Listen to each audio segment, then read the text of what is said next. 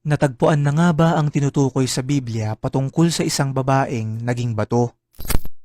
Mga kaibigan, nito nga lang nakaraang buwan ay may nadiskubring isang bato na parang isang hugis ng tao na natagpuan sa Mount Sodom sa Israel. Alam nyo ba na may isang kwento sa Biblia, partikular na sa The Book of Genesis, kung saan may dalawang syudad na tinatawag na Sodom at Gomora ang pinarusahan ng Diyos dahil ang mga tao doon ay gumagawa ng iba't ibang uri ng kasalanan.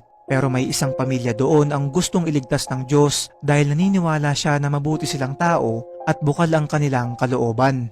Kaya naman bago niya sirain yung dalawang syudad, ay nagpadala ito ng anghel upang kausapin yung ama ng pamilya na si Lot at binigyan sila ng babala na umalis na silang pamilya doon sa syudad dahil ito ay paparusahan at susunugin na ng Diyos. Kaya lang may isang kondisyon ang Panginoon at sinabing kahit na anong mangyari ay huwag nilang lilingunin yung syudad.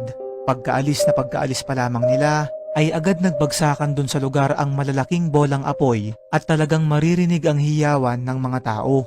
Dahil sa kanilang naririnig ay hindi matiis nung asawa ni Lot na wag nang sumilip kahit kaunti hanggang sa hindi niya na mapigilan ang kanyang sarili at siya ay lumingon. Pagtingin niya ay bigla na lang siyang naging isang bato.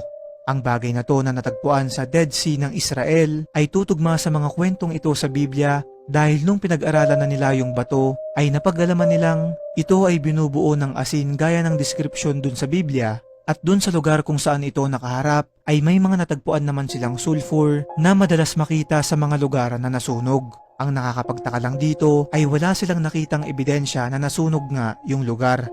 Ayon naman sa ilan ay isa lamang daw itong natural rock formation at wala talagang halong hiwaga. Ang kwentong ito ay matatagpuan hindi lang sa Biblia, kundi pati na rin sa Quran at dito ay tinuturing namang propeta si Lot. Ikaw kaibigan, anong masasabi mo sa bagay na to?